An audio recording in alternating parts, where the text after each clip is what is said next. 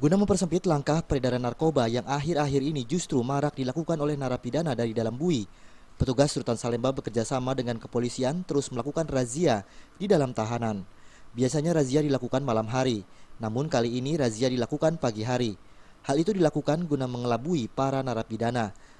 Alhasil dalam razia tersebut petugas berhasil mengamankan ribuan butir pil ekstasi, sabu-sabu, uang tunai serta batu akik yang dibungkus plastik kresek berwarna hitam yang sengaja dibuang oleh salah satu napi berinisial JS guna mengecoh petugas.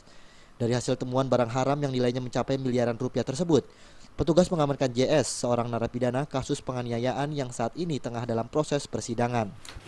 Orang yang membuang barang inisialnya sudah kami ketahui, ya inisial JS. Sekarang juga akan kami bawa ke kantor untuk minta keterangan. Siapa ya? JS di Para Solo. Hal itu akan kami tindak lanjuti dan kami tidak akan bisa tanpa ada koordinasi dan kerjasama dengan pihak rutan maupun lapas untuk menindaklanjuti hal ini. Sementara itu mudahnya peredaran barang haram tersebut dalam lapas maupun Rutan Salemba diduga melibatkan orang dalam. Guna mencegah terulangnya hal tersebut, pihak rutan mengaku akan terus melakukan kerjasama dengan kepolisian untuk menggelar razia serupa. Ini kegiatan rutan yang ketiga kali setelah kasus-kasus kemarin yang banyak merebak bahwa indikasi lapas rutan ada banyak narkoba. Kita terus gencar, akhirnya tadi pagi jam 7.20 kita melakukan operasi di dalam, menemukan ini.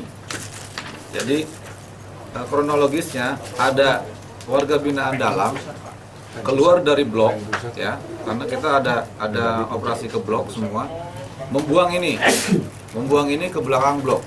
Untung saja dia ketahuan sama anggota Satgas saya. Dari Jakarta, Rizky Nur Muhammad melaporkan. Ini tetap apa? Tidak ada informasi yang enggak.